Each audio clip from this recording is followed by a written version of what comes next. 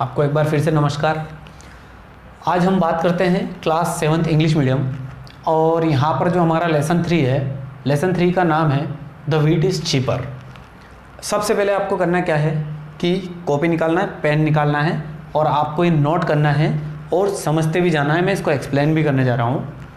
यहाँ पर जो लेसन 3 है हमारा द व्हीट इज़ चीपर, गेहूँ सस्ता है, गेहूँ सस्ता है नामक एक चैप्टर है, एक लेसन है हमारे इसमें 7th क्लास के अंदर।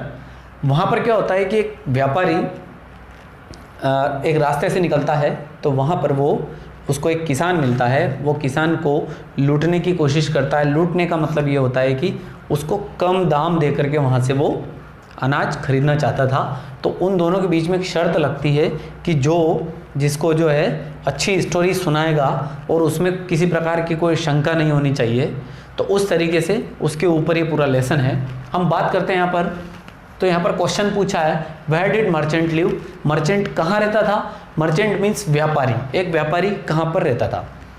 यहाँ पर the merchant live in an Indian town. The merchant lived, merchant रहता था, व्यापारी रहता था in an Indian town. Indian town means Bharat के कस्बे में रहता था। फिर अगला क्वेश्चन बनता है where was he going one day. एक दिन वो कहाँ पर जा रहा था? एक कस्बे में रहता था मीन्स एक छोटा शहर, वहाँ रहता था। Where was he going one day, एक दिन वो कहाँ जा रहा था? तो यहाँ बात करते हैं he was going to a town one day. एक दिन वह जो है where was he going one day, एक दिन वो कहाँ जा रहा था? तो यहाँ पर जो हमारा आंसर बनता है he was going to a town. वह एक टाउन में जा रहा था, एक कस्बे में जा रहा था, एक कस्बे से दूसरे कस्बे में, एक शहर से दूसरे शहर में। वन डे, एक दिन। बात करते हैं हम अगले क्वेश्चन की। whom did he see, उसको कौन मिला या उसने किसको देखा? ऑन हिज वे, उसके रास्ते में उसको कौन मिला? जहां वो जा रहा था तो कौन मिला उसको? यहां पर इसका जो आंसर बनेगा ही सा ए फार्मर। उसने जाते हुए वहां पर एक रास्ते में उसको एक फार्मर मिला, एक किसान मिला। ऑन हिज वे, उसके रास्ते में उसको एक किसान मिला। उन दोनों के बीच में कुछ कहानी को लेकर के शर्त लगती है। वो व्यापारी जो है उसको कम दाम में लेना चाहता था गेहूँ सस्ते हैं, इसी लेसन का नाम यही है। हम बात करते हैं what was the maid doing. वो आगे रास्ते चलते जाते हैं, फिर एक दूसरे को वो कहानी सुनाते जाते हैं। तो उसने कहानी सुनाई कि एक रानी थी और वो जो रानी है वो बगीचे में जो है कंघी कर रही थी। उसकी मैड, उसकी नौकरानी उसके बालों को ओछ रही थी। तो वहाँ पर क्या होता है कि एक चील जो होता है वो ऊँट को उठा करके ले जाती है और ऊँट जो है रानी की आंखों में गिर जाते हैं। इस तरीके से एक वो कहानी सुनाते हैं। तो यहाँ पर क्वेश्चन बनता है what was the maid doing. Maid क्या कर रही थी? तो आंसर है the maid was combing the hair of the princess. The maid was combing the hair of the princess. Combing means बालों को ओछ रही थी, जो नौकरानी थी वो बालों को ओछ रही थी। यहाँ पर अगला क्वेश्चन देखते हैं what fail into the princess I. Princess I, princess जो थी, राजकुमारी जो थी, उसकी आंखों में ऐसी कौन सी चीज गिर गई थी? तो इसका जो आंसर बनेगा the train of camels. Train of camels means, train का मतलब जो होता है एक कतार, एक लाइन जो है। कैमल्स एंड ऊँट जो है उनकी एक बड़ी सी लंबी सी लाइन जो है इसमें उसकी आंखों में fail into the princess I. Princess की आंखों में जो है उसकी कैमल की, ऊँटों की एक कतार गिर गई थी। बात करते हैं हम क्वेश्चन आंसर, ये खत्म हो जाते हैं। इस तरीके से यहाँ पर ये 5 आंसर आपके सामने ये खत्म होते हैं। हम बात करते हैं इसी लेसन में टिक द करेक्ट ऑप्शन की। जो करेक्ट ऑप्शन होते हैं वो कौन कौन से हैं? Who was an Englishman. इसके अंदर एक इंग्लिशमैन व्यक्ति जो होता है यहाँ हमें स्पष्ट दिख जाएगा। इंग्लिशमैन जो व्यक्ति अंग्रेज, उनके नाम भी डिफरेंट होते हैं, हमारे इंडिया में नाम डिफरेंट होते हैं। इसीलिए यहाँ पर देखते हैं हम, इसका जो आंसर है वो ए रवि। रवि हमारा भारतीय नाम है, इंडियन नाम है।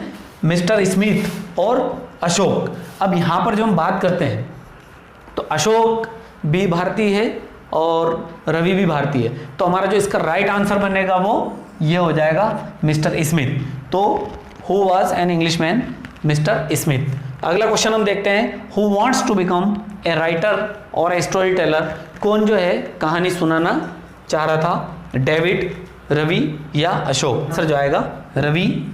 और हम बात करेंगे तीसरे क्वेश्चन की, there was a long train of, तो वहाँ पर जो है एक लंबी जो ट्रेन जा रही थी वो किस चीज़ की जा रही थी, तो यहाँ पर राइट आंसर बनेगा हमारा कैमल्स की, ऊँटों की एक लंबी ट्रेन जा रही थी।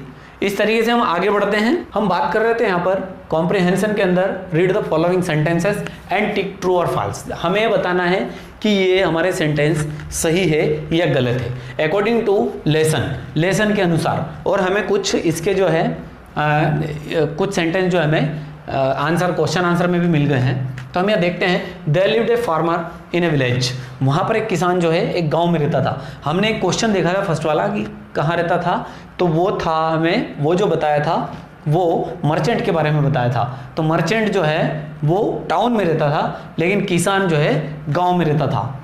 तो there lived a farmer in a village, तो ये हमारा, हम चाहें इसको ट्रू लिख सकते हैं या हम चाहें तो इसका ये भी कर सकते हैं, या इसके ऑप्शन बता रहा हूँ मैं, या इसको हम राइट भी कर सकते हैं, इसको हम राइट भी कर सकते हैं। राइट, अगर राइट रॉन्ग में पूछे आपसे तो राइट रॉन्ग में दे दीजिए, अगर वो इस टाइप से पूछे, क्रॉस पूछता है तो क्रॉस दे दीजिए, सही गलत पूछता है तो ऐसा कर सकते हैं, या ट्रू फॉल्स पूछता है तो TF कर सकते हैं। इन तीनों की मैं एक बार और बता देता हूँ, यहाँ पर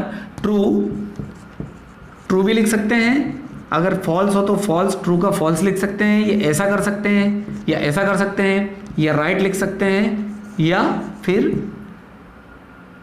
रॉन्ग।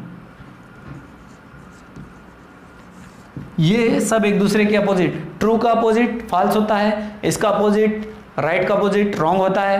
तो इस तरीके से इसका अपोजिट क्रॉस हो जाता है, इसका मतलब सही है, इसका मतलब गलत है। तो यही सही गलत, यही ट्रू फॉल्स, यही राइट रॉन्ग। तो हमें इस बात का ध्यान रखना है। हम बात करते हैं अगले सेंटेंस की, the merchant was greedy. Merchant जो था, व्यापारी जो था, वो ग्रीडी था, मीन्स लालची था, वो जो है किसान को लूटना चाहता था। तो यहाँ पर इसका भी मीनिंग जो है ट्रू हो जाएगा। हम अगला देखते हैं एग्जाम्पल, या फिर अगला सेंटेंस हम देखते हैं, the merchant told an incident. Merchant ने जो है एक इंसिडेंट, एक घटना सुनाई थी, मर्चेंट ने एक घटना सुनाई थी किसान को। तो ये भी सही है, सुनाई थी, बिल्कुल ट्रू है। हम बात करते हैं यहाँ पर चौथे सेंटेंस की, the maid was combing the princess hair. हम इसको आंसर में पढ़ चुके हैं पहले कि the maid was combing, maid जो थी, नौकरानी जो थी, वो प्रिंसेस के हेयर को कॉम्बिंग कर रही थी, मीन्स बाल को ओछ रही थी।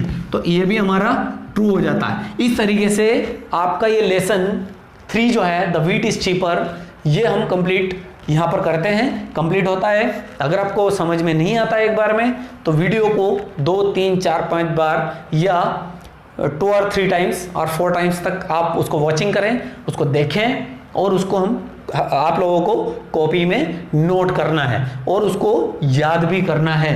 यहाँ पर आपका लेसन 3 कंप्लीट होता है। अगले वीडियो में आपको लेसन 4 मिलेगा, और लेसन 4 एज इट इज यही नाम है, the wheat is cheaper. Wheat is cheaper जो है, गेहूं सस्ता है, इसी नाम का लेसन है। आप वीडियो को कंटिन्यू देखें और पूरी क्लास के बच्चे देखें, जो भी जिनके पास ये वीडियो की लिंक जा रही है, सभी देखें इसको और अपनी कॉपी में नोट करें। Best of luck.